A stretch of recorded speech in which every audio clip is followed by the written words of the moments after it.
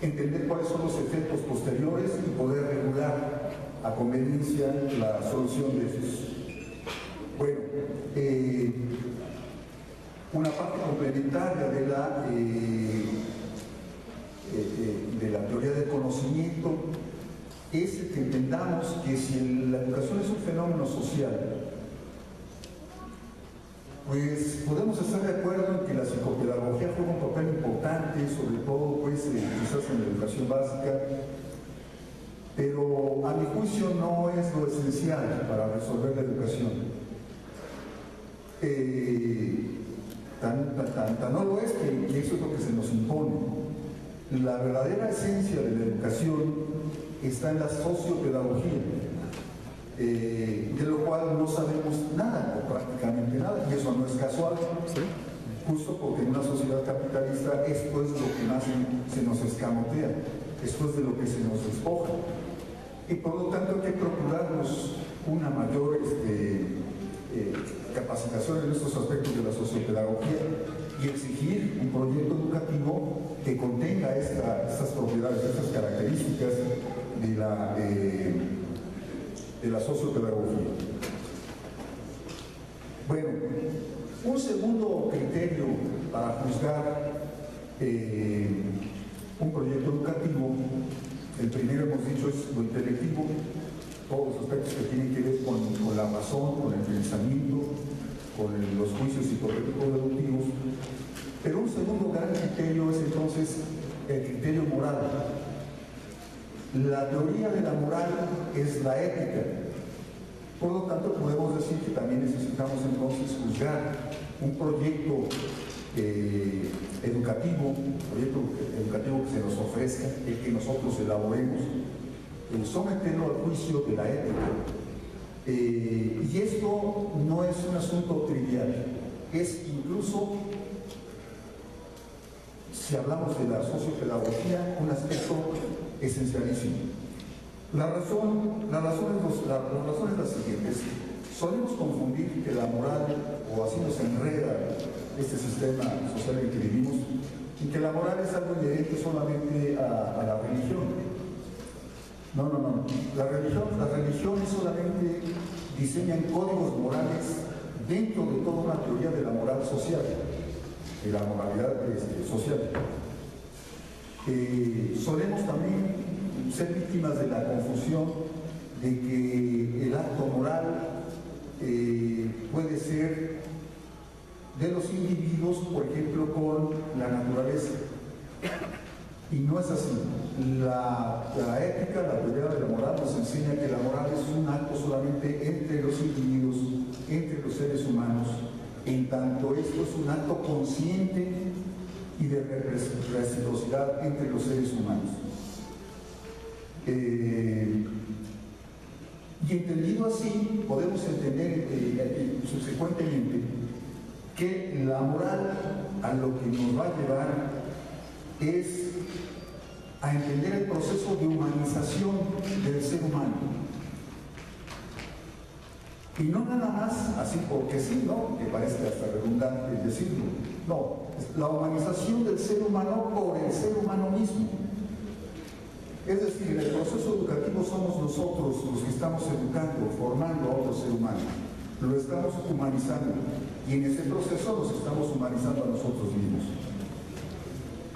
Y esto es un acto de obligatoriedad. Es decir, no es algo que podamos elegir o no, es algo que ocurre necesariamente, hasta seamos inconscientes de ello.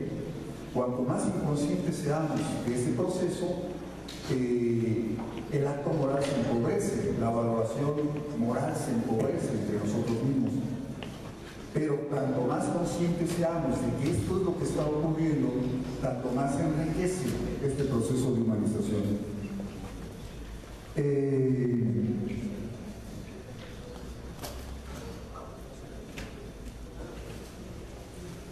Algo que esencialmente domina en el juicio moral es el asunto de los valores morales.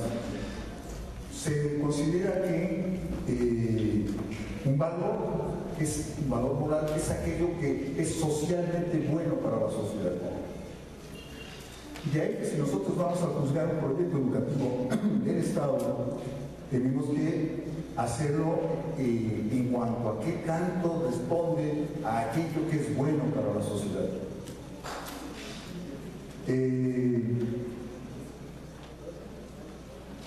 Cuando yo actúo moralmente, lo que estoy haciendo es tratando de reconocerme en el otro. Un acto moral pobre es cuando yo veo que el otro comete una falta moral y digo, bueno, pues es el otro el que cometió la falta. Pero una comunidad altamente moralizada es aquella en donde cuando el otro comete un acto, una falta moral, la compartimos todos, porque todos nos estamos realizando mutuamente en los demás, en lo que se llama el alter ego, el otro yo. Y cuando esto ocurre en ese alto nivel, pues nuestra sociedad se humaniza. Es más difícil que se cometan estas faltas morales porque son más fácilmente sancionables por toda la comunidad. La pobreza de una comunidad está cuando el acto moral ya no se sanciona por conciencia, por cargo de conciencia, sino se remite a un juicio, al ámbito jurídico. Cuanto más impera lo jurídico en una sociedad, tanto más pobre desde el punto de vista moral. Y pensemos entonces lo que está pasando actualmente en nuestra sociedad.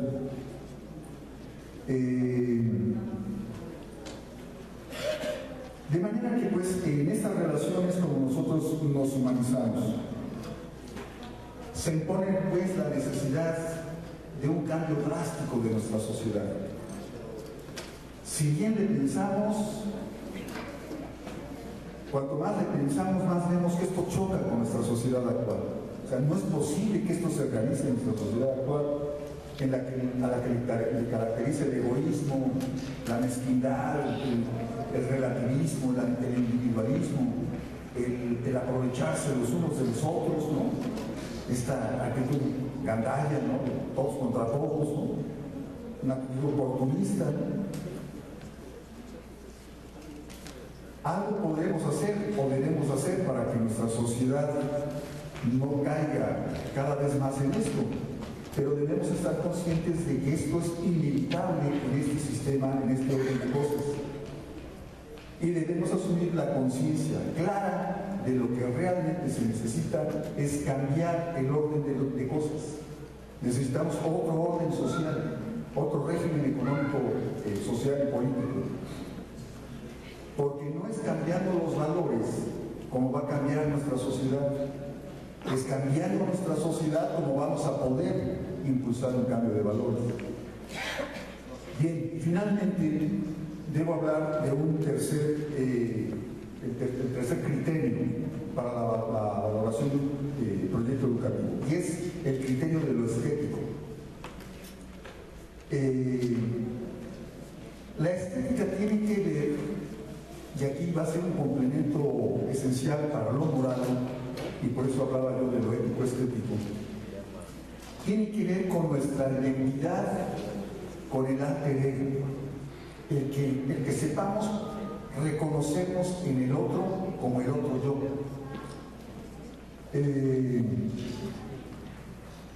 La estética se refiere al arte, a lo bello y el arte.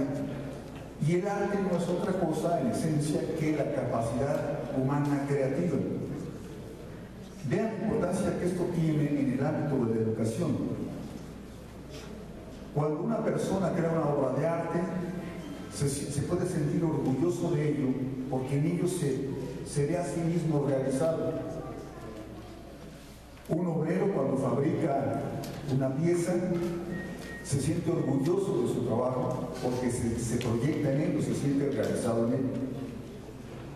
Pero cuando nosotros como docentes tratamos, no con una estatuilla de barro, mucho menos con una pieza industrial, sino tratamos con otro ser humano, Lo que estamos haciendo allí es no solamente nuestra realización humana, sino la realización humana del otro. Y entonces el sentido estético que cobra este criterio en el ámbito educativo es descomunal. Es por lo tanto enormemente importante someter a juicio un proyecto educativo en este aspecto. Pero aquí también necesitamos pertrecharnos, documentarnos, porque nosotros estamos entendiendo comúnmente en nuestra sociedad por estética las actividades de artes plásticas, ¿no? El formar un grupo musical, cuando lo que debemos exigir, aparte de eso que es la práctica de la estética, lo que debemos exigir es la enseñanza de la teoría de la estética. Es decir, la teoría en la cual nosotros aprendamos a reconocernos en el otro como nosotros mismos en él. Y todavía más, compañeros, que aprendamos a reconocernos en el alter ego a nosotros mismos, pero perfeccionados. Yo me encuentro perfeccionado en ustedes. Cuando yo les dije al principio de esta plática que me era un placer estar con ustedes, y ahora ya me podrán entender, no era una palabra formal, ¿no? De salud. No, era decirles, compañeros, para mí es un placer estar aquí, porque yo me siento perfeccionado estando frente a ustedes.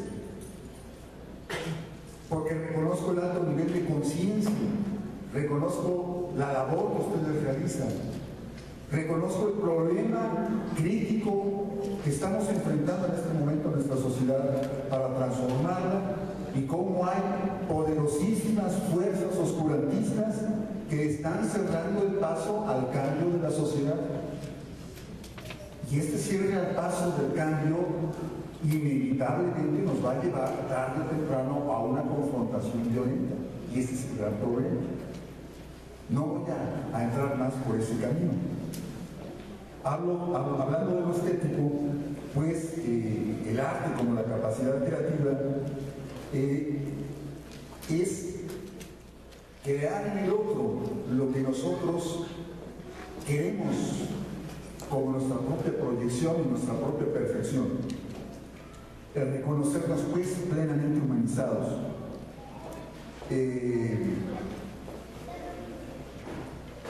En ese sentido, lo estético pues perfecciona aún más el criterio moral.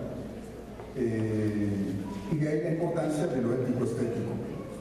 Bueno, la humanización del ser humano por el ser humano mismo, que es el fin último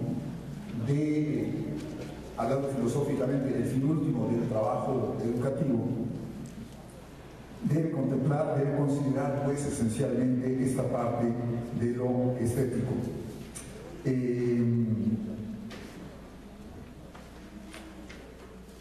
Quiero terminar y no divagando, me parece importante que simplemente les lea la última cuartilla de este trabajo, que creo que estoy entendiendo.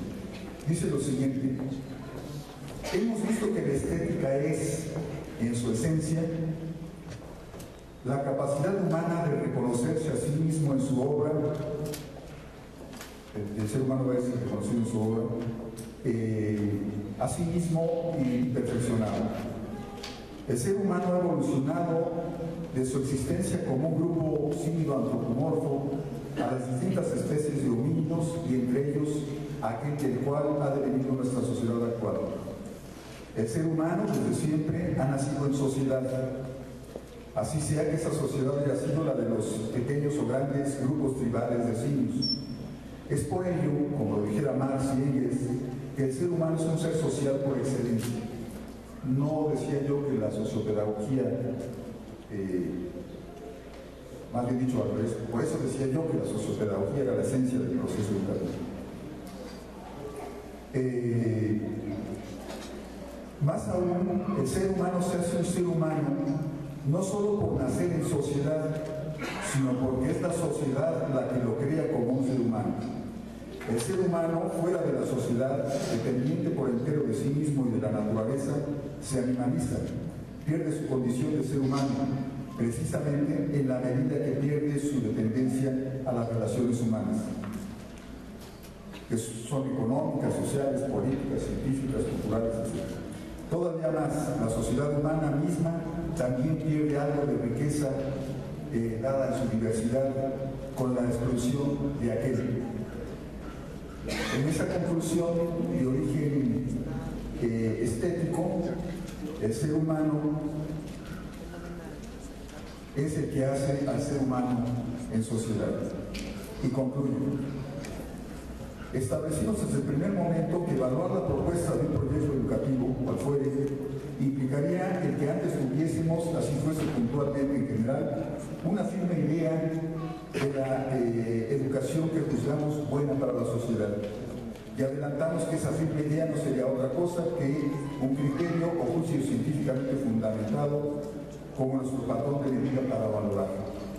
Ese criterio o juicio científicamente fundado en lo general ha quedado pues expuesto en su aspecto intelectivo o de certidumbre, ese juicio acerca de lo verdadero o lo falso, en su aspecto moral o de responsabilidad y compromiso social, en ese juicio acerca de lo bueno o lo malo, y en su aspecto estético o de identidad del ser social con la sociedad y de esta con el individuo mismo, en esa identidad en donde reconocemos lo bello, lo creativo del ser humano, y cuando lo reconocemos en el otro, nos reconocemos a sí mismos perfeccionados. No se trata de formar sujetos simplemente habilitados y capacitados para la producción capitalista, sino se trata de formar sujetos humanos que han de luchar por su emancipación, transformando su realidad, no solo al infinito respecto de la naturaleza, sino principalmente erradicándola para siempre respecto de la opresión, la explotación de una clase social por otra. La educación ha de ser, así, necesariamente, un proceso de humanización del ser humano por el ser humano mismo como proyecto educativo de la sociedad que deseamos, que queremos y que hoy debemos construir. Gracias.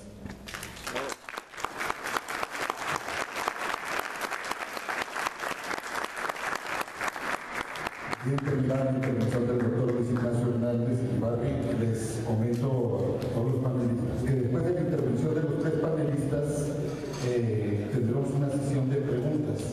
Entonces les invito a todos los miembros que vayan haciendo sus preguntas de manera específica por escrito para que las hagan llegar a la mesa y que los panelistas les den respuesta.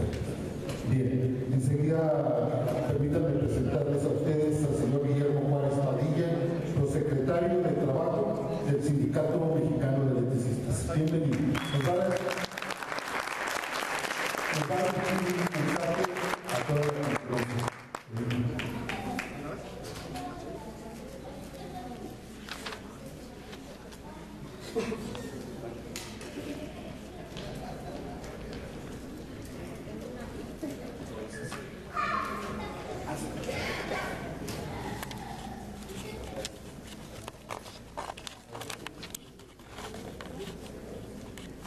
Muy buenos días, gracias por el espacio. El pasado día 30 de enero salir a todo el territorio nacional para dar a conocer los agravios que como trabajadores hemos sido sujetos. El pasado día 30 de enero, después de una lucha de 3 años, 3 meses, donde Calderón de la noche a la mañana, a través de un decreto publicado en el Diario Oficial, determina extinguir Luz y Fuerza del Centro, argumentando que por causas de fuerza mayor y un caso fortuito. Desde el primer minuto de que se extinguió Luz y Fuerza del Centro, Comisión Federal de Electricidad toma el total de las instalaciones de Luz y Fuerza del Centro. Hemos demandado en la Junta Federal de Conciliación y Arbitraje la figura que está tipificada en la ley del patrón sustituto. En el artículo 41 se establece perfectamente que cuando prevalece la actividad económica de una empresa, prevalece la figura del patrón sustituto. Hemos demandado que Comisión Federal de Electricidad sea nuestro patrón sustituto. Demandamos en la Junta Federal, interpusimos un amparo y el segundo tribunal colegiado en materia de trabajo, un tribunal colegiado integrado por 3 magistrados, han dado el fallo a favor del Sindicato Mexicano de Electricistas. Y esto representaría al gobierno federal pagarle a los más de 16.599 compañeros los salarios caídos durante estos 3 años, 3 meses, y darnos el empleo en Comisión Federal de Electricidad. El SAE, a través de su despacho de abogados, interpone el recurso de revisión en la Suprema Corte de Justicia, y sin mayor profundidad del análisis jurídico determina la Suprema Corte no dando la figura del patrón sustituto, y por ende jurídicamente para el Mexicano de Electricistas no hay nada en lo jurídico que hacer a nivel nacional. Hemos tomado la decisión de no acatar el fallo de la Suprema Corte de Justicia. Hoy vamos a una resistencia civil pacífica en contra del gobierno federal por las violaciones que se están dando a la clase trabajadora. Y el precedente que se deja a nivel nacional, porque cuando se quiera no afectar a los trabajadores, sino cuando se quiera borrar a un sindicato mexicano de electricistas, basta con que el presidente de la República publique en el diario oficial que por el interés público, por una causa de fuerza mayor o un caso fortuito, el día de mañana cualquier trabajador de cualquier dependencia gubernamental podría quedar automáticamente en la calle. Y el día de mañana la plaza que ocupan cualquier dependencia de gobierno la podría venir a ocupar cualquier otro sindicato, violando todos los derechos de los trabajadores. Hemos propuesto el día próximo lunes, mañana lunes, vamos a tener nuestra asamblea general y ahí vamos a tomar los acuerdos, porque es el mandato general que así lo establece el estatuto. Estamos ahorita a nivel nacional en una campaña de denuncia en contra del gobierno federal. Igualmente estamos buscando el apoyo solidario de todos y cada uno de los sindicatos a nivel nacional, porque este precedente no nada más le pega hoy al Sindicato Mexicano de Electricistas, sino el día de mañana a muchos otros sindicatos. Se ha violado nuestro derecho, no se ha querido respetar el Estado de Derecho al cual como trabajadores, como mexicanos, tenemos. Vamos a ir a la Corte Internacional de Derechos Humanos, vamos a explorar la situación internacional, pero en lo nacional, la resistencia, los más de 16.599 trabajadores del Sindicato Mexicano de Electricistas, estamos en la condición de no irnos a liquidar.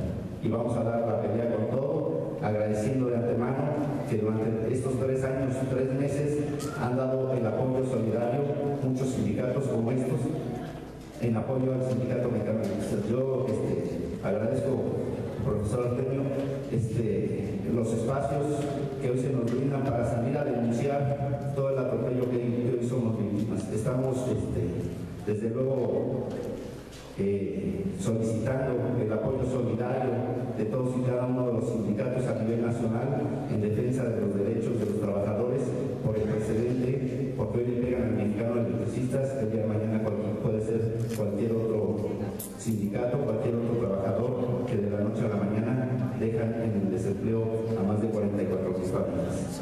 Debo de informarles que hoy se nos ha llamado a una mesa de negociación. En la cuestión jurídica, a nivel nacional no tenemos ningún argumento, ya no hay ningún recurso que interponer, porque dentro del Poder Judicial, la Suprema Corte de Justicia de la Nación es la máxima instancia. Hoy vamos a ir a interponerlo a instancias internacionales. Pero vamos a hacer la presión. El Espúreo de Calderón decidió dejarnos en la calle, y en la calle vamos a dar la batalla, vamos a dar la pelea, y con el apoyo solidario de todos ustedes, permitiéndonos denunciar a este Poder Judicial, a este Poder Ejecutivo, a este gobierno que hoy se ha dedicado a atropellar los derechos de los trabajadores. Agradezco la solidaridad que han demostrado durante sus 3 años, 3 meses de lucha del Mexicano de Electricistas, y créanos que no nos van a ganar. Muchas gracias.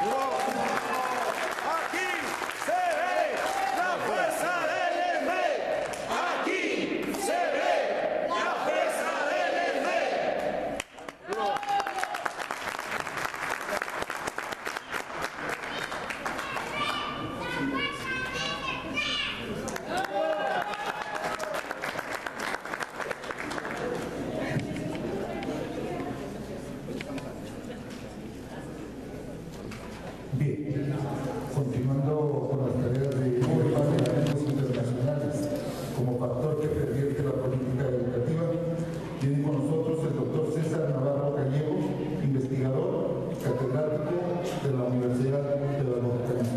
Doctor, bienvenido.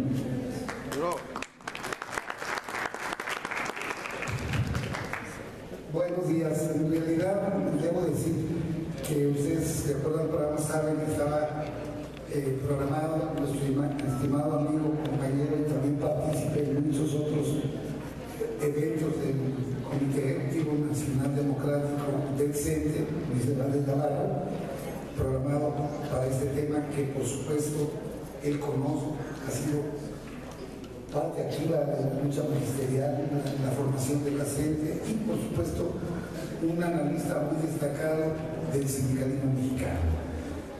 Pero bueno, los compañeros plantearon que si podía hacer una serie de reflexiones que pues forman parte también del trabajo que uno realiza, como todos ustedes o la mayoría, pues también soy una gente que he sido militante sindical, a veces político, y en el ámbito académico pues las cuestiones de carácter sindical pues forman parte también de una preocupación en concreta del trabajo docente.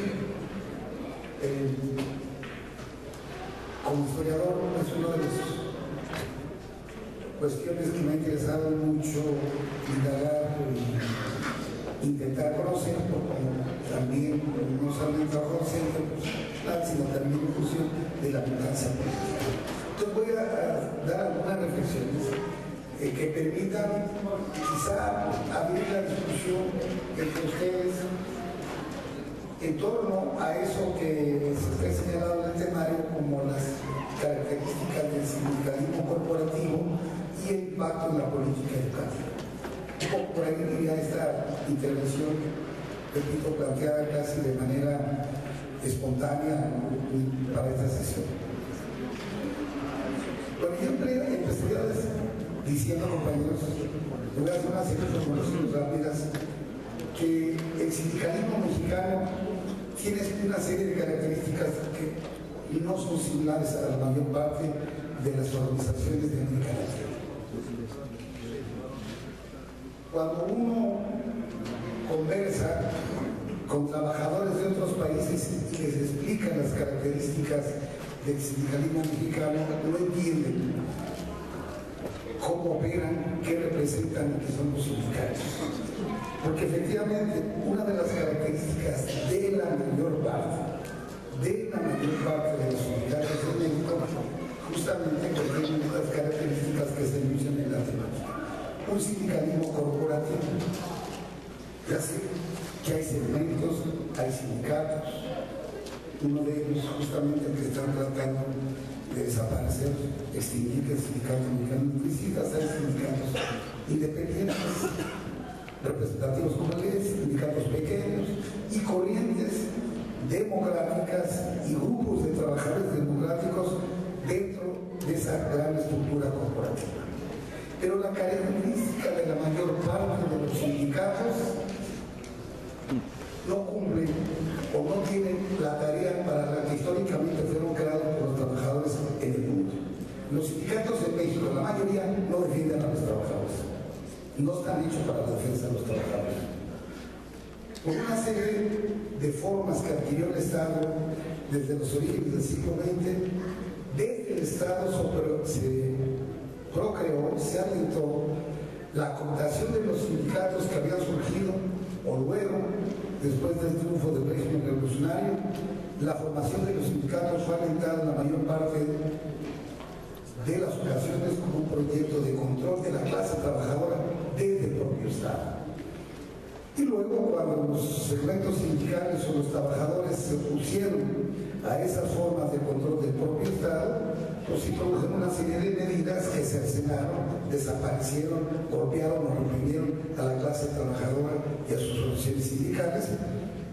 Y en un largo proceso de más de 60, 80 años, el sindicalismo mexicano adquirió esta característica que tiene. La mayor parte de los sindicatos son sindicatos con una profunda vida antidemocrática, en donde la mayor parte de los trabajadores no deciden la vida de sus sindicatos, en donde se creó una fracción de dirigentes sindicales impuestos por el Estado y los patrones, cuya tarea fundamental es contener la lucha de los propios trabajadores, y ese es el papel que en primera instancia juegan los sindicatos. Y por otra parte, este tipo de sindicalismo ha favorecido justamente la oposición de todo el modelo de desarrollo económico del capitalismo mexicano. De tal suerte que esto ha impedido, en términos reales, que eso que llamamos en términos teóricos el proletariado mexicano, y estoy hablando de tendencias generales, eso que llamamos el proletariado mexicano, en términos históricos, no haya podido jugar el papel que su potencial como clase fundamental en el capitalismo y su capacidad de transformación en la acción social y política, incluso revolucionaria, en México haya jugado ese papel. Son sectores marginales, son pequeños sectores. El proletariado, si uno siguiera a Marx, diríamos que México no se ha constituido en una clase parásita. Y no se ha constituido no porque los obreros no hayan dado la lucha, sino porque un mecanismo y la estructura sindical en México justamente está diseñada y se ha impuesto para impedir que la mayor parte de los obreros justamente carezcan de derechos, carezcan de posibilidad de definir su propia vida como trabajadores, y por lo tanto que los sindicatos sean en México un instrumento real de lucha. Cuando estoy hablando de todo esto, vuelvo a insistir, hablo de la mayoría de los sindicatos. Es decir, ¿y nosotros qué somos? Pero estoy hablando de nosotros, la mayor parte de los sindicatos de industria, de los servicios, y en fin, la mayor parte del sindicalismo, la inmensa mayoría de los sindicatos tienen esas características corporativas.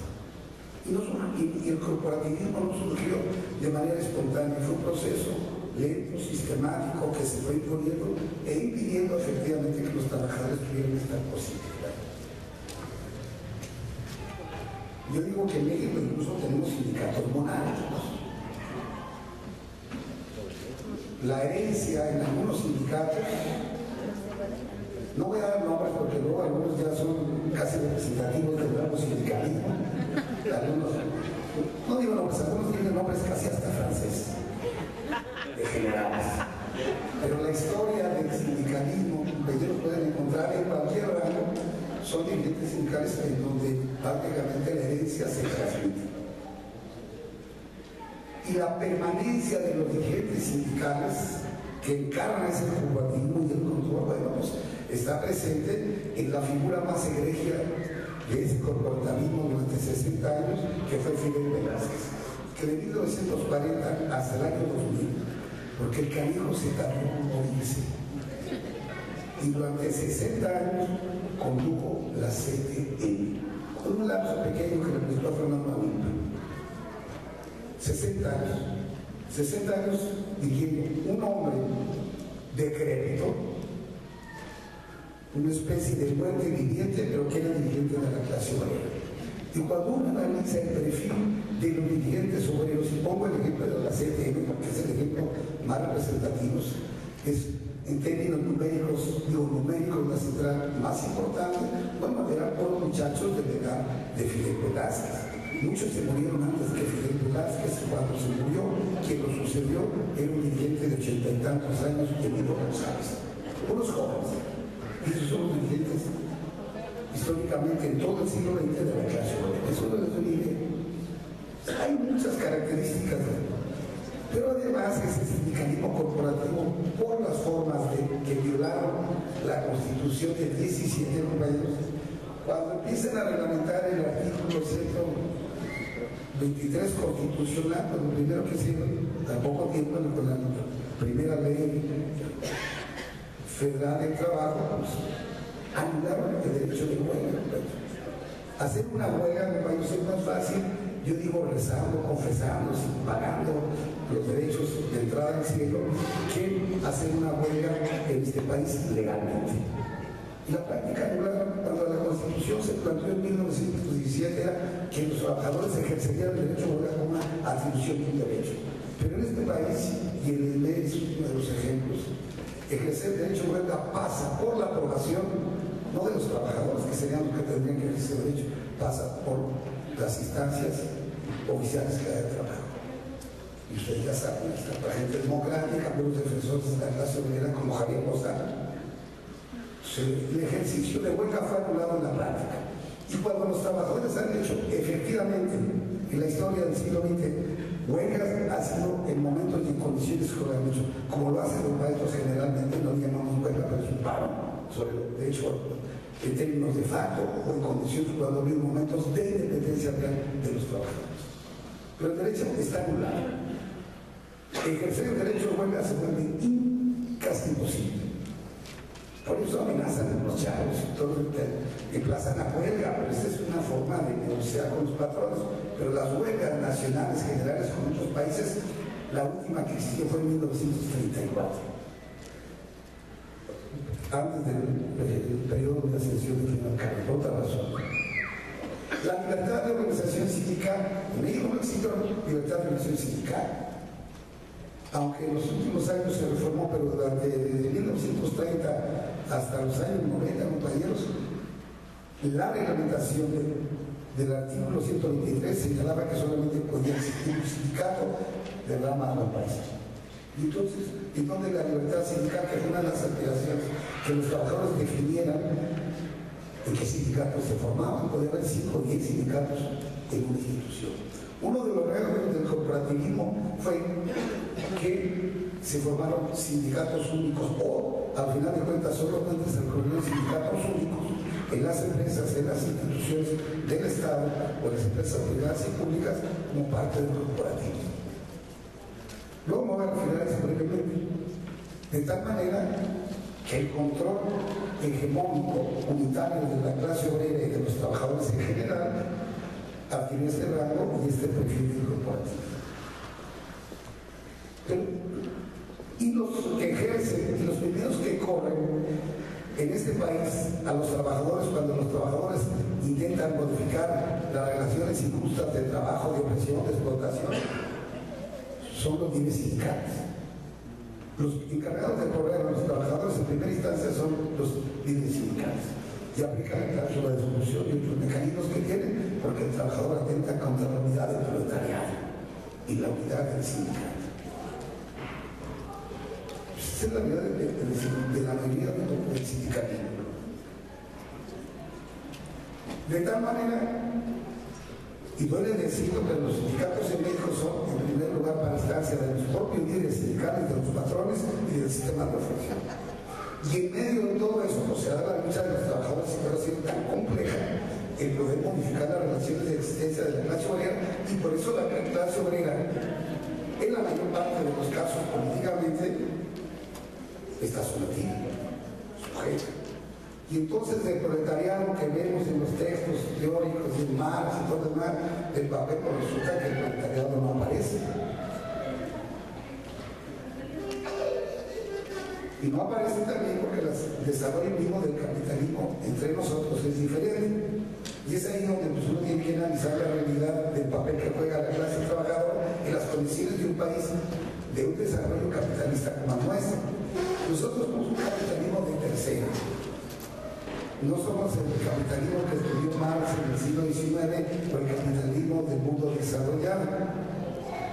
Este es un capitalismo dependiente, atrasado, sincrónicamente diferente, y por lo tanto el proletariado nunca se ha desarrollado como una clase numéricamente mayoritaria o fundamental en la estructura de clase de la sociedad mexicana. Si aquí hoy la mayoría de los trabajadores son trabajadores de los servicios o en la población económica activa, no es la del proletariado ni de los trabajadores asalariados, sino de los trabajadores en la informalidad. Y entonces, ¿en dónde está la estructura organizada de esos trabajadores?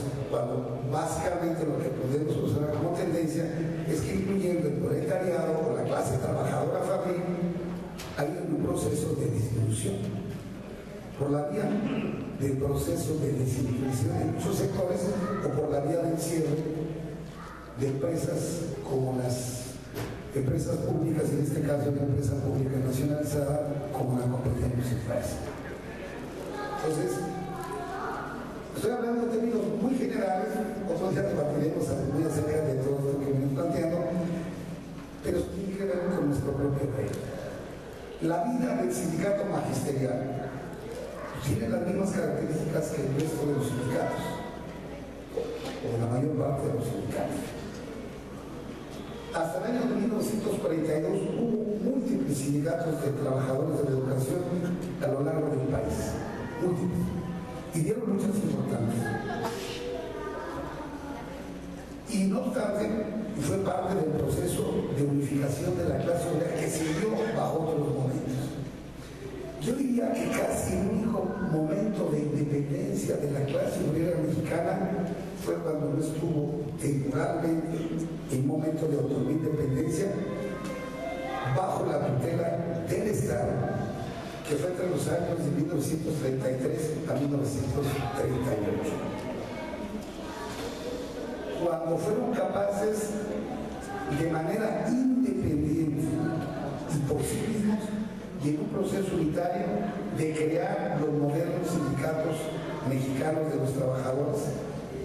El más antiguo, por supuesto, la primera experiencia de un gran sindicato fue la del Sindicato Mexicano de Electricistas del año 2, si no me equivoco, 14.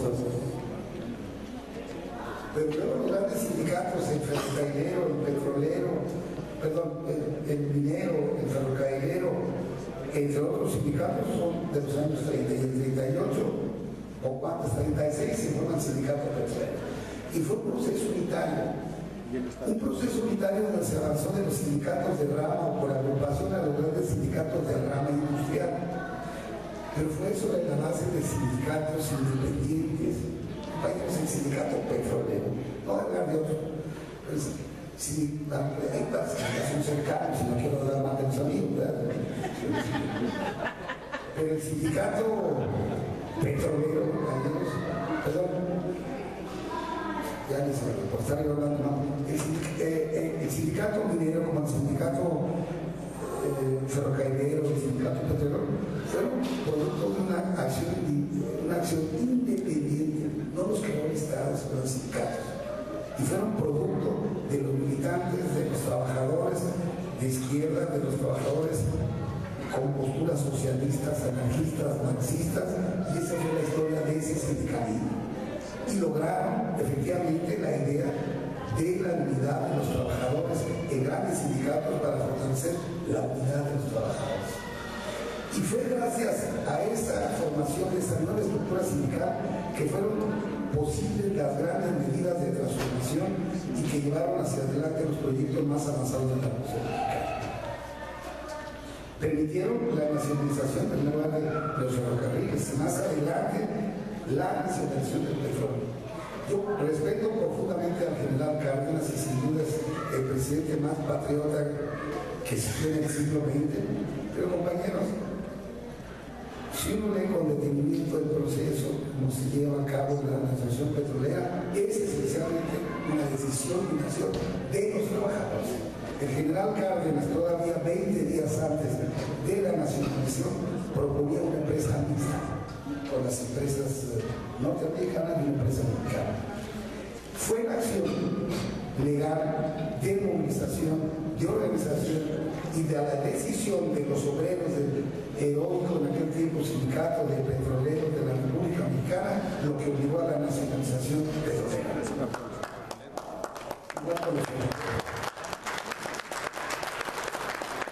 Ese fue el paso más importante en la historia de la soberanía mexicana contemporánea.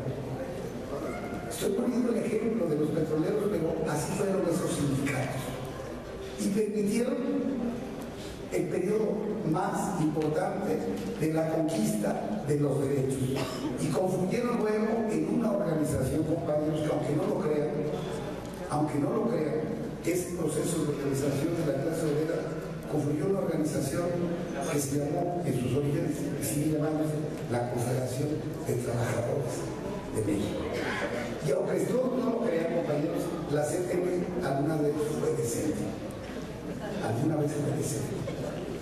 Alguna vez no fue esta cueva de ladrones, de opresores de la clase obrera, sino esta expresión del sindicalismo más deformado, más pervertido y más antiobrero que son las organizaciones. Y debo decir que además tuvo una característica esa etapa independiente del sindicalismo, no estaban en el PNR, no los formó el general Cárdenas los sindicales, respetó y apoyó las huelgas obreras de transformación de los propios trabajadores.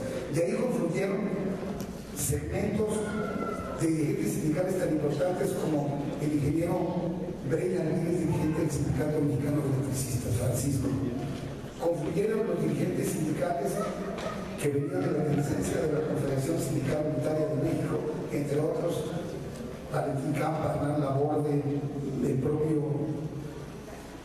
dirigente político y sindical Diego, perdón, estoy hablando del Panzón Rajado, no estoy hablando de David Alfaro Siqueiros, Platón Velasco y otros más. Perdón, se me salió el Panzón Rajado, pero así decía Diego, perdón, Siqueiros, que fue militante político y fue el primer secretario de la CESUR, una central de los comunistas, organizada por los comunistas. Perdón, ya sé que algunos quieren mucho a Frida y a Diego, pero Diego, David le decía el Panzón Rajado, porque cuando perseguían a los trabajadores obreros y mineros, todo eso, donde Siqueiros fue el primer secretario de la CESUR, el otro Panzón estaba pintando ahí los plurales de algunos lugares, mientras perseguían a los demás. No lo estoy criticando como artista, lo estoy criticando por Panzón Rajado, es otra cosa. Y una cosa importantísima, estaban juntos en la CTM, en la CJC, creada por Lombardo y otras corrientes marxistas que confluyeron, organizaron junto con ellos y al lado de ellos el movimiento campesino. Y la característica que tuvo la CTM es que estuvieron los obreros y los campesinos juntos. Y fue importantísimo, no solamente para la explotación petrolera, sino importante para el reparto mayor que se hace del país. Y por supuesto, otra vez cuenta la resolución del general Cárdenas, pero mi paisano Jacobo, somos abogados, ya ven que el Hugo quiere hacerse paisano, ellos son una colonia de blancos, son de Chihuahua. Su padre, un dirigente campesino muy querido y estimado, Jacobo, de Durango, el gran reparto de la laguna.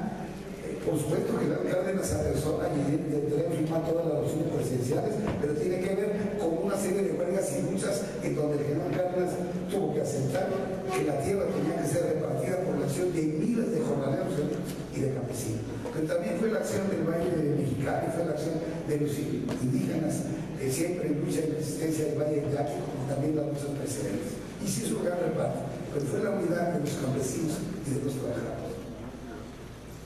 Una de las fallas, porque al final Carlos es un gran patriota, pero por representar los intereses también de un Estado que fue interceptor. Temeroso el propio Estado ya de la época cardenista de la unidad campesina, trabajadoras, maestros, que también estaban en la CTM, maestros, también estaban en la CTM. Inventaron que tenía que haber sectores y que los campesinos tenían que estar bajo la tutela del Estado. ¿Cuánto me llevo el periodo? 3 minutos.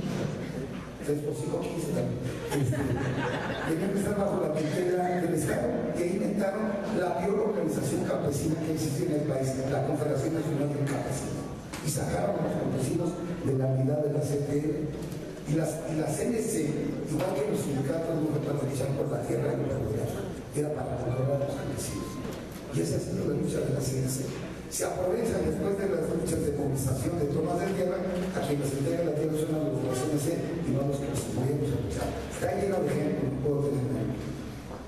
Ese fue uno de los defectos de ellos. Y luego, metidos los dirigentes de la izquierda en la construcción, porque es desde México donde puse la primera gran organización continental dirigida por la izquierda mexicana de la CETA, con Lombardo al frente, y mientras viene la guerra se dedican a evitar que el fascismo y todas las formas de ultraderecha se presenten, o sea, a prisión de la clase obrera, aprovecha el nuevo gobierno ya con tendencias más derechistas de Manuel Camacho para imponer y refrendar la postura de un sindicalismo cada vez más controlado por el Estado. Y ahí es lo que Fidel Velázquez, que aprovechándose también de una serie de errores entre la propia gente de izquierda, permiten que la CNT se fracture. Y hay errores de la propia izquierda de los propios dirigentes. No obstante, y voy a tratar de reunir con ellos, en los años 46, 47, 48 y hasta 52, los militantes sindicalistas y la gente democrática de la clase obrera que están ahí, que son los que han creado los sindicatos, que dirigen los principales sindicatos, intentan salirse de ese control cooperativo que la CNT. Y entre 1900, ya estoy hablando del régimen de Miguel Alemán, la mayor parte de los grandes sindicatos mineros de industria, los sindicatos nacionales, y voy a hablar de tres muy importantes: el minero, el petrolero, el ferrocarrilero, y junto con ellos una cantidad de agrupaciones sindicales de menor medida, pero estos que son la estructura vertebral del proletariado mexicano. En ese momento, los sindicatos más importantes estratégicos deciden salirse de la CNT y los van a acompañar infinidad de sindicatos.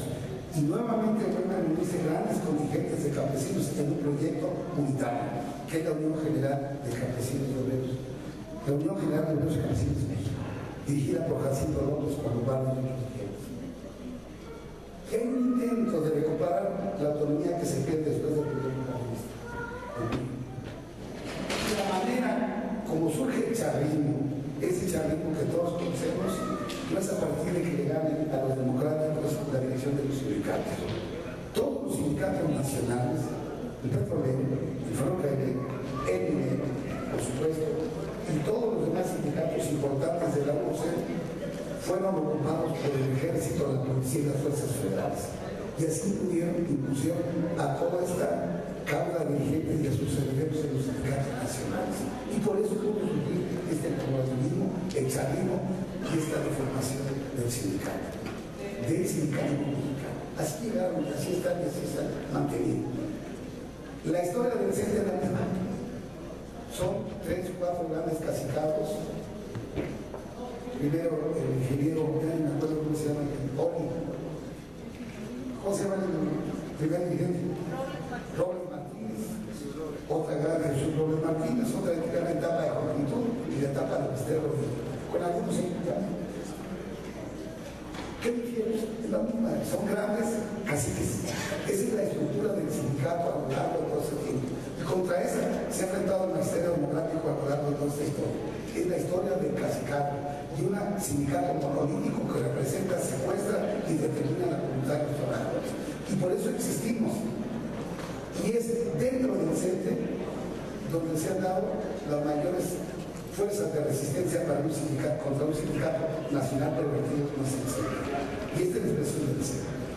Lo demás ya lo conocemos, no vamos a hablar de los impactos en la política educativa, ustedes la conocen mejor, y por eso el sindicato juega un papel en la educación, lo mismo que los sindicatos nacionales juegan en la industria petrolera, en la industria minera y todo lo demás. Están para defender la política del Estado, de los patrones, en contra de los trabajadores. Perdone que sinteticé, me cargaron un tema muy largo y el tiempo se agota, pero lo único que puedo decir es que para entender al CENTE hay que entenderlo en el marco de lo que es este sindicalismo nacional mexicano o de la mayoría de los sindicatos mexicanos. Gracias.